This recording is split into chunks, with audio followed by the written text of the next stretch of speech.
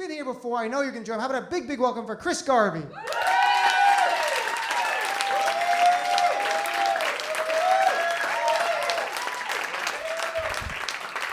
How's everybody doing? My name is Chris Garvey. It's sort of strange to say your name like that, but I'd like to thank my mom for coming out. Does anyone love their moms out there? Anyone? No? I mean, love's kind of a strong word, though, isn't it?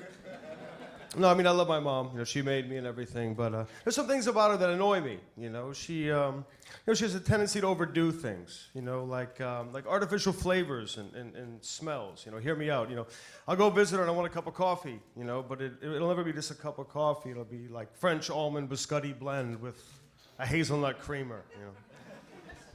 And then you want to go take a shower, and you hop into the shower, and you look for a bar of soap, but you'll never find a Lever 2000. It'll be like Pina Colada body wash. And there'll be Heather Jasmine Rain shampoo, and fucking Summer Strawberry conditioner, you know? All these conflicting scents. They don't really meld well together. And then you get out, and it'll be Bananas Foster's body lotion, you know? And you just as soon beat off with a dry hand, but... But it's not just the scents, you know. I don't know if you guys know the cheetah print, the cheetah print. I used to love the cheetah print. You know, I had an ex-girlfriend, she had the cheetah print panties, the sheets, and it was like a Rorschach test. If I saw the cheetah print, the first word that came to mind was sex. But then mom started rocking the cheetah print, you know,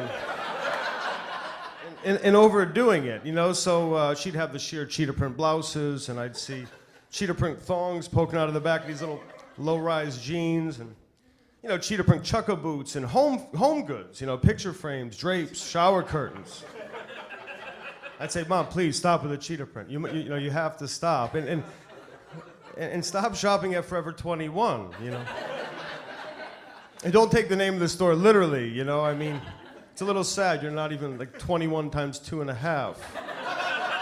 But you know, go find a Chico's or a Lane Bryant or like a Land's End catalog or something. I mean, grow up already, for Christ's sakes. But it sucks because if I go on a date with a girl and she's got cheetah print anything, it's a turnoff. You know, I was on a date a few weeks ago with this Aborigine girl, and it was no cheetah print, but she had a very sexy pair of jackal hide stockings.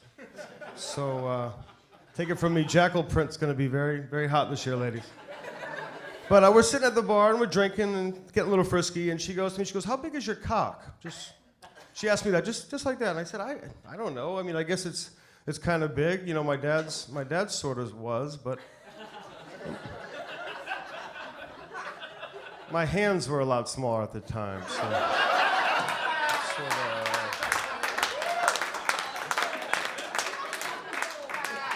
sort of hard to gauge, you know. But, and actually, I lied. It wasn't my real dad. It was my stepdad, Craig. But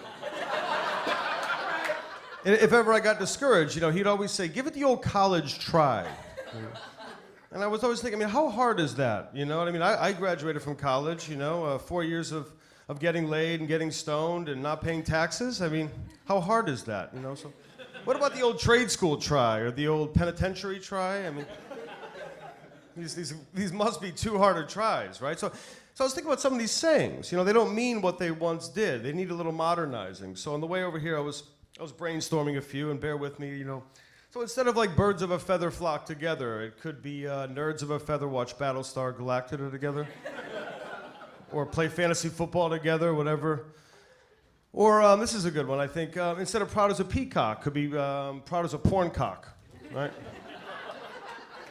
Porn cocks are very proud entities, but speaking of Craig and my dad, my real father recently found love on the internet. Not on Match.com or eHarmony, actually, a website called AsianFriendFinder.com. I'm not sure if you're familiar with that. But so he had about a 2-year, 12,000-mile courtship, and went over to Guangzhou, China, and married a woman named Hong Hong, and now I have a stepmom named Hong Hong. It's a true story. Incidentally, my brother did the same thing. So both my father and brother married Asian women. And aside from being creepy, I mean, it's a little strange, right? I mean, it sucks for me, because what if I were to fall in love with an Asian woman, right? What if I were to find my soulmate in a Korean woman, for example? and I would have come, introduce her to my dysfunctional family, I know those two pervs would want to bang her, first of all.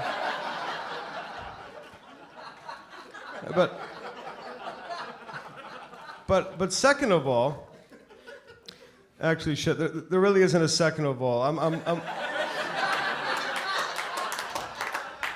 I'm way past second of all. I mean, at this point, Asian women are ruined for me, and I apologize if there's any Asian lovely ladies in the audience, but I'm scarred at this point, It's like I can't order Thai food anymore, I can't go to the dry cleaners.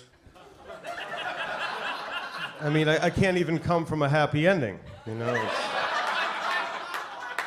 Thanks, Dad, fucking asshole. But speaking of cum, I was walking around Prospect Park the other day, and I went up this little wooded path, and I came upon a clearing, and it was one of these gay cruising spots. I don't know if you're familiar with them, or you may frequent them. There's nothing wrong with that if you do. I'm sure there's some legalities involved with public nudity and sodomy and whatnot, but morally there's nothing wrong with it. New York's such a diverse town, and as we all know, diversity is such a beautiful thing, And it was really exemplified in this cornucopia of pervy, sketchy guys blowing each other in the bushes. Yeah, you had a little Irish guy, and a Bangladeshi, and a Hasidic Jew, and an Italian, and a Jamaican, I don't know. But they're all there for the same thing, and it was like the United Colors of cocksucking. But friendly bunch of guys, maybe a little too friendly, but I had some time to kill. And, speaking of the gays, I'll wrap up with this. I live in Park Slope, Brooklyn. A lot of lesbians there. Nothing against lesbians. I have love for all people, please, so don't be offended. But I was thinking, gay guys, they have this great sense of style. You know what I mean? They're tastemakers. They work in fashion, interior design, and so forth. So I was wondering, what happened to the lesbians? I see them walking around. They're overweight, a lot of them. They have the orange rubber Croc shoes on, and khaki cargo pants, and fleece vests, and baseball caps. When did Mario Batali become a fashion icon? But I'll end with this. Speaking of lesbians are women, and I was reading a report the other week said that women use more of their brains than men. It sort of pissed me off at first, but then I realized that women still only make about 75 cents to our $1.15. So, how's that whole brain thing working for you, ladies? Not too good, but thank you so much. That's all I got for you. Keep it going for Chris Garvey. Funny man.